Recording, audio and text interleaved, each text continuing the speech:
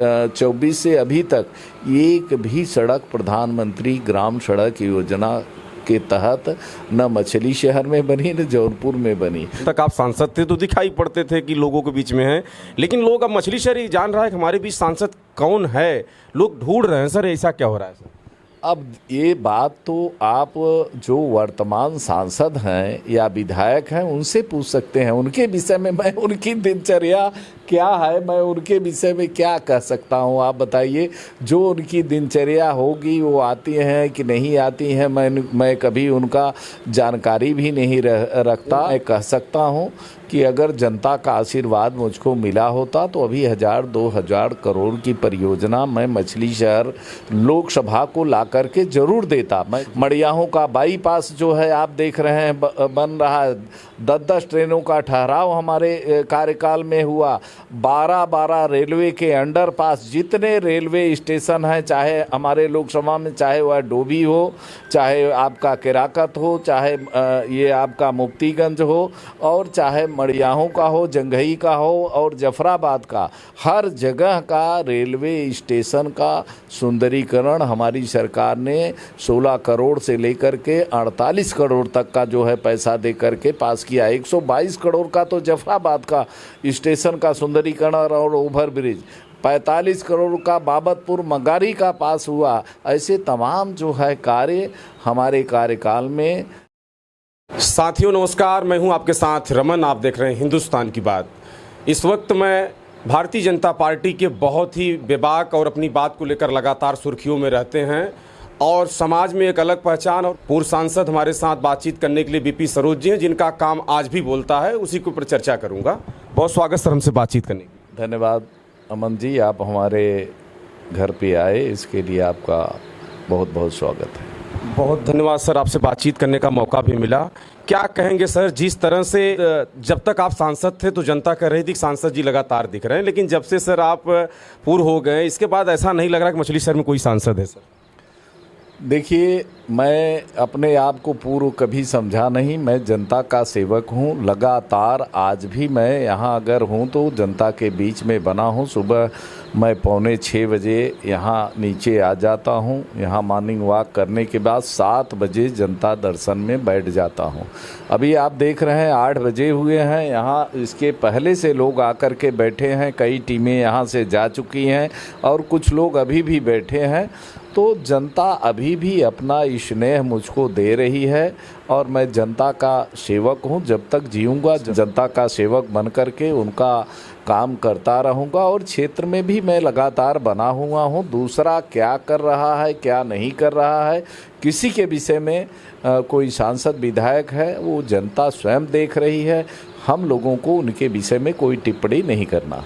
पूर्वांचल में सर आपका बड़ा चेहरा है। लोग कहते हैं कि भारतीय जनता पार्टी में बीपी सरोज पूर्वांचल में पासी समाज से आते हैं और जिनका एक अलग स्थान है। सर समाज कहता है कि अगर विधायकी का टिकट आपको मिलेगा 27 में तो क्या लड़ेंगे सर? देखिए, हमने कई आपके जैसे हमारे मित्र कई पत्रकार आए, पूछे। मैंने कहा कि मैं 2014 में चुनाव लड़ा, 2019 में लोकसभा का लड़ा, 24 में भी लोकसभा का लड़ा। तो मैं 3 बार लगातार लोकसभा का चुनाव लड़ रहा हूं और चौथी बार भी इच्छा लोकसभा का ही चुनाव लड़ने का है।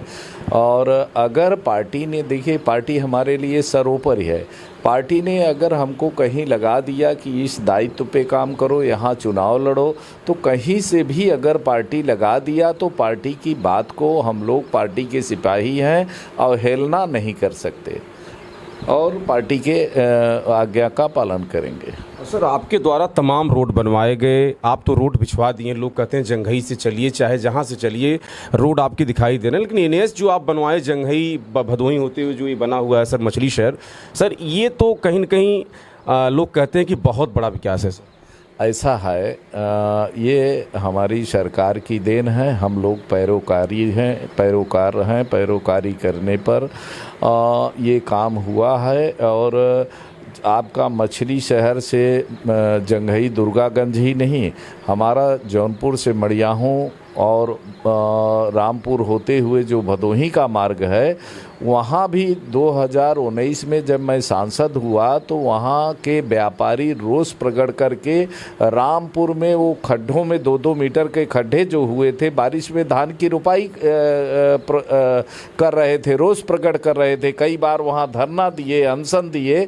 उस सब बात मैं माननीय गडकरी जी को जो रिकॉर्ड में मेरे पास आया, मैं कई बार उनको दिखाया, आग्रह किया, मिला। और सबसे बड़ा तो वो यहाँ आकर के 1 नहीं 2 नहीं 3 नेशनल हाईवे की घोषणा किए। ये एक अभी अधूरा बचा हुआ है। आप मछली शहर से मड़ियाहों, मड़ियाहों से जो है जलालपुर, जलालपुर से थाना गद्दी, मुढ़ैला, ये भारतमाला में उन्होंने घोषणा कर दी है।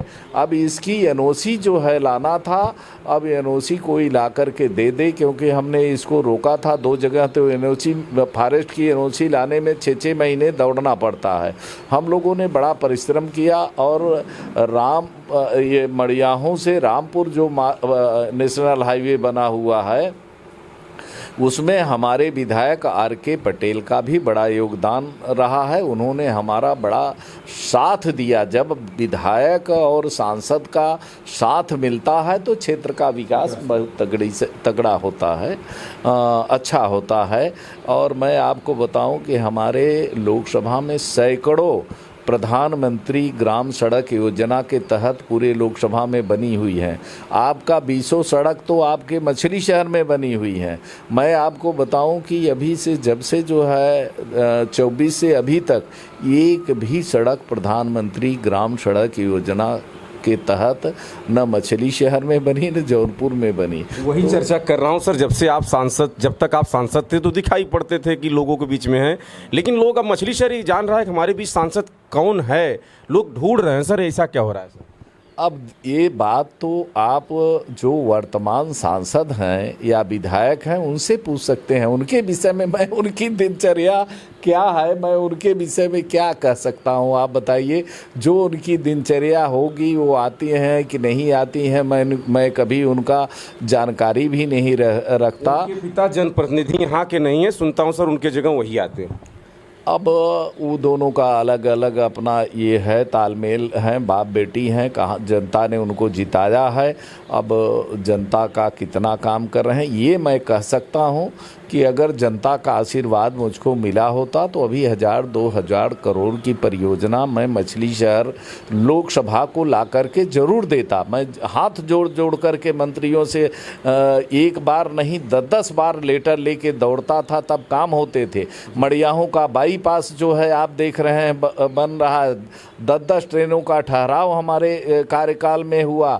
12-12 रेलवे के अंडरपास, जितने रेलवे स्टेशन हैं, चाहे हमारे लोकसभा में, चाहे वह डोभी हो, चाहे आपका केराकत हो, चाहे ये आपका मुफ्तीगंज हो, और चाहे मड़ियाहों का हो, जंघई का हो और जफराबाद का, हर जगह का रेलवे स्टेशन का सुंदरीकरण हमारी सरकार ने 16 करोड़ से लेकर के 48 करोड़ तक का जो है पैसा दे करके पास किया। 122 करोड़ का तो जफराबाद का स्टेशन का सुंदरीकरण और ओवर ब्रिज, 45 करोड़ का बाबतपुर मगारी का पास हुआ। ऐसे तमाम जो है कार्य हमारे कार्यकाल में भारतीय जनता पार्टी के नेतृत्व में ये हुआ है, हमारी सरकार में हुआ है। हमारे जो है, चाहे वह माननीय नितिन गडकरी हों, चाहे यहाँ हमारे PWD के मिनिस्टर रहे हों, माननीय योगी जी की सरकार उत्तर प्रदेश में चल रही है, और काम तो हम हर जगह हो रहे हैं।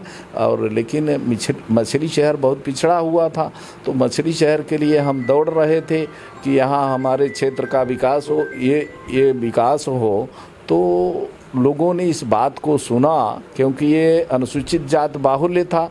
मैं विशेष पैकेज भी मांगने की बात कही, सदन में भी उठाने का काम किया, तो सरकार जो है विशेष ध्यान हमारे लोकसभा पर दिया। मैं समझता हूं कि एक एक काम अगर जोड़ा जाए, यहाँ कम से कम नहीं तो 5000 हमने हैंड पाइप CSR से लाया, सौर ऊर्जा लेकर के आए, RO प्लांट लेकर के आए। ये सब लगना चाहिए, जनता को मिलना चाहिए। सरकार तो अभी भी सर सक्रिय हैं। मैं देखता हूं कि आप लखनऊ कहीं न कहीं काम को लेकर से चर्चाएं करते होंगे अपने मंत्रियों से। देखिए, काम तो मैं ला ही सकता हूँ, अभी भी काम तो हम कर ही रहे हैं। जनता आती है, जनता की सुनवाई करता हूँ, लेकिन काम के विषय में मैं विशेष इसलिए मेरे पहले के जो लेटर लगे हैं उस पर आप अभी ये जनपद जौनपुर में जाइए, PWD विभाग में जाइए, जो अभी भी कार्य हो रहे हैं, आप खाली पूछिए कि किसके प्रस्ताव पर काम हो रहे हैं। भले नेम प्लेट ये लोगों का लगता हो, तो वहाँ आपको पता चलेगा कि ये सांसद BP सरोज ने प्रस्ताव दिया था, उनके प्रस्ताव पर ये काम हो रहे हैं। और एक काम के लिए मैं एक बार लेटर नहीं लिखता था, 10-10 बार लेटर लिखता था, 10-10 बार पैरवी करता था, तब ये काम होता था। फोटो आपकी वायरल होती थी मिलने के बाद। हाँ, लोग वायरल करते थे, काम भी होता था। इतना काम करते थे कि मैं जौनपुर में वहाँ कभी कभी पत्थर लगवाने की बात होती थी तो एक्सियन कहते थे कि सर आप आइए यहाँ उद्घाटन करने के लिए या शिलान्यास करने के लिए। तो मैं उस समय कहता था कि एक एक जगह पर हमको मत बुलाइए, इकट्ठा एक जगह रख दीजिए, एक साथ में मैं सबका उद्घाटन कर दूंगा, सबका शिलान्यास भी कर दूंगा। पार्टी का सर आपके ऊपर बड़ा दारोमदार लोग बताते हैं, लेकिन सर इस बार कहते हैं कि अखिलेश यादव मैं PDA चला रहा हूं, लेकिन जो सर सरोज बिरादरी इस बार पासी समाज जो है, इस बार सर 27 में किस तरह से आपके साथ रहेगा?